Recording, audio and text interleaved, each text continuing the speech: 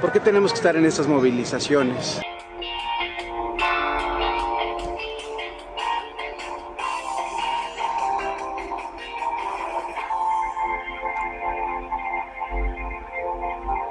Bienvenidas y bienvenidos, gracias por estar en el programa y gracias a la doctora Rosario Green, que está en este estudio de CNN en la Ciudad de México, embajadora emérita, y bueno, pues con una larga trayectoria en la diplomacia mexicana. Gracias por estar aquí, Rosario, bienvenida. Gracias, Carmen, por tenerme en tu programa. Estamos viendo la circulación en estos días de La Canciller, que es el libro que has escrito, este libro de Planeta, donde estás contando, bueno, memorias y algo más. Exacto. En algo que contabas antes de entrar a esta transmisión, no es común en México, no es común que una mujer o un hombre que haya tenido responsabilidades de tan alto nivel como las que has tenido, pues escriba un libro y cuente las cosas que vivió a lo largo de los años de su biografía política y diplomática en estas memorias y algo más. Así que empiezo por ahí, empiezo porque vas a contar.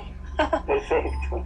Mira, la idea surge porque efectivamente no hay un recuento de las peripecias, las aventuras, las dificultades y las buenas cosas que pasan a través de una carrera prolongada, de alguna manera monotemática, porque yo me mantuve siempre en el ámbito de las relaciones internacionales de México y no hay referentes a cómo se hacen las cosas, cuáles son los retos que una confronta, en fin.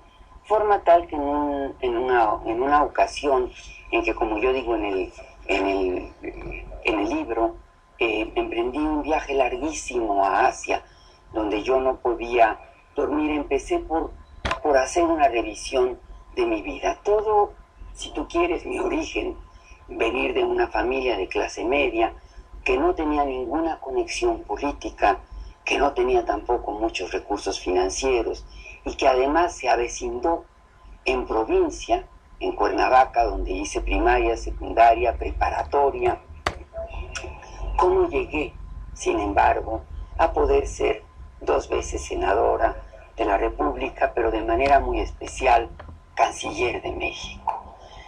¿Cómo dar ese salto tan fenomenal del seno de una familia muy tradicional, donde además no se leía la prensa, no había mucho interés por la política, a de pronto tener capacidad para enfocarme?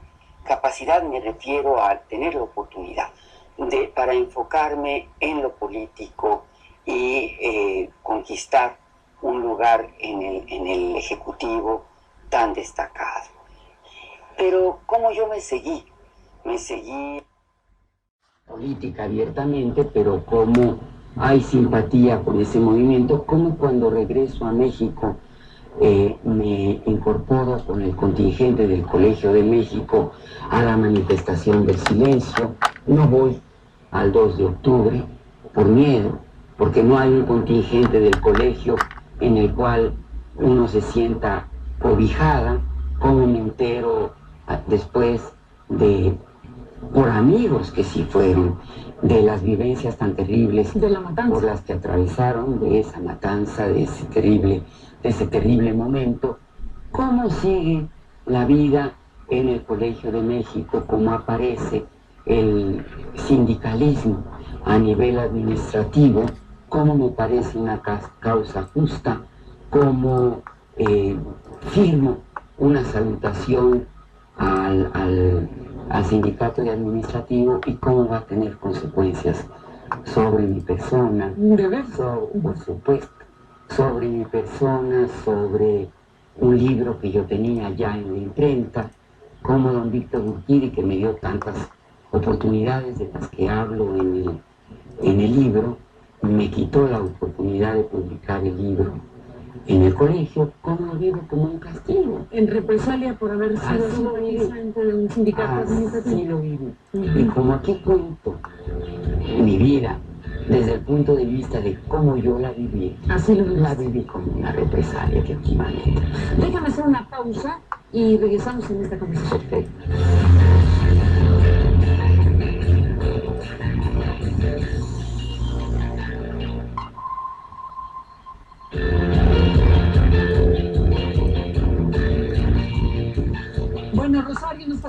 tiempo, porque desde luego estás tejiendo tu propia vida y tejiendo tu experiencia vital y profesional en lo que corresponde a este libro, La Canciller, Memorias o algo más.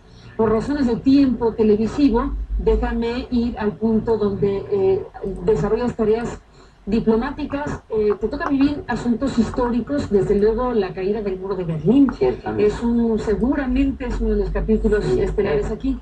Efectivamente, tuve mucha suerte. Yo, a partir de que llegué a la Academia Diplomática en la Secretaría de Relaciones Exteriores, me mantuve prácticamente en la Cancillería, trabajando en la Cancillería, de manera tal que en un momento determinado hay la posibilidad de irme como embajadora de la República Democrática Alemana.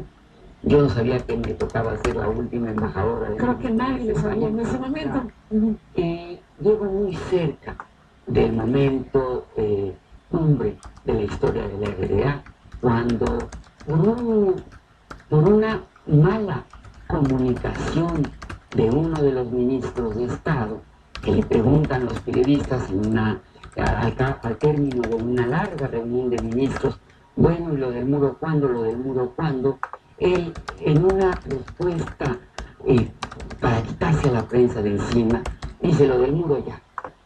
Y esto corre como un rumor rápidamente y llega a la gente y llega a los cruces, y la gente se suelta en las calles cuando todavía no hay un anuncio oficial.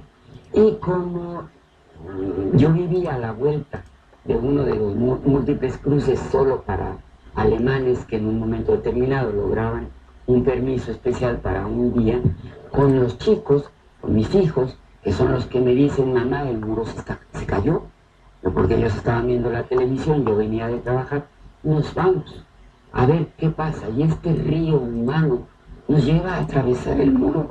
Y los soldados, todos con metralladoras, con rifles, con todo, parados ahí, apuntándole a la gente.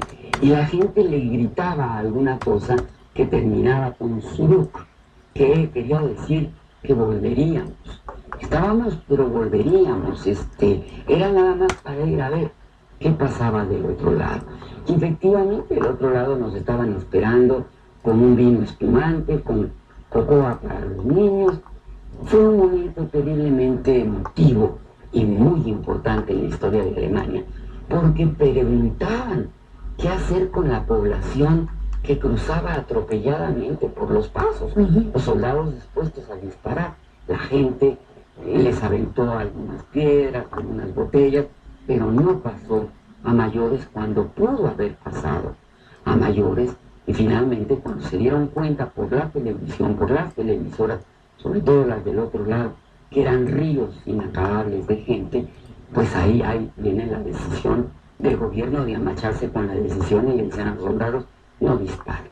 Pero hubo mucho temor de qué seguía. Era obvio que no toda la gente estaba preparada para ser absorbida por el mercado laboral de la entonces Alemania Federal. La gente que no estaba preparada tenía miedo. Los economistas que no iban a ser absorbidos tenían miedo. Los diplomáticos que no iban a ser absorbidos tenían miedo.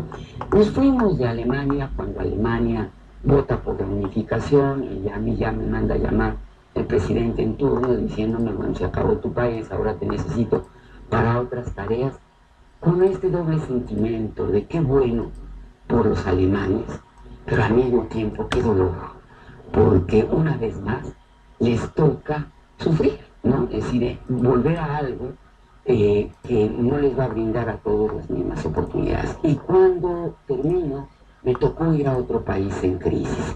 Cuando yo llego a Argentina, yo no creo que Argentina esté en crisis, al contrario, encuentro que es un país de una gran bonanza, donde yo no tengo posibilidad de comprar nada, porque la paridad 1 a 1 me lleva a pensar, mejor hago mi cochinito y eventualmente me voy a Nueva York, que conozco bien, a comprar donde yo sé que venden en precios cómodos, porque Argentina estaba carísimo.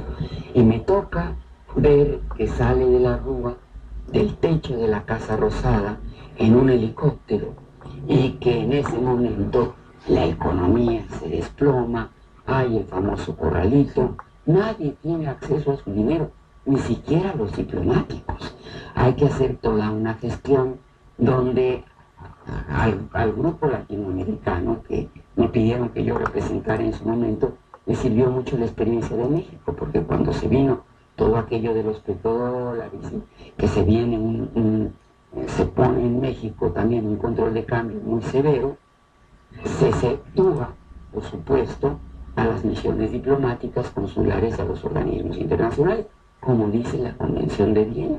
Me toca ver el despeñadero de la Argentina y después, ya cuando estoy cerca de dejar Argentina, después de 4 años, el que logre, curiosamente, con Néstor Kirchner, volver un poco a la normalidad, con elecciones en serio y con políticas económicas que toman en cuenta el brutal costo social de la salida de las políticas económicas de la Rúa, que ya venían del menemismo. Esto planteó el gran dilema de dónde radicaba la democracia, en el Congreso o en la calle. Rosario Green, bueno, otros capítulos desde luego que están en el libro La Canciller, que no nos dará tiempo de seguir escuchándote, pero bueno, déjame hacer una pausa y entremos en la parte final para un último bloque contigo. Volvemos. Okay.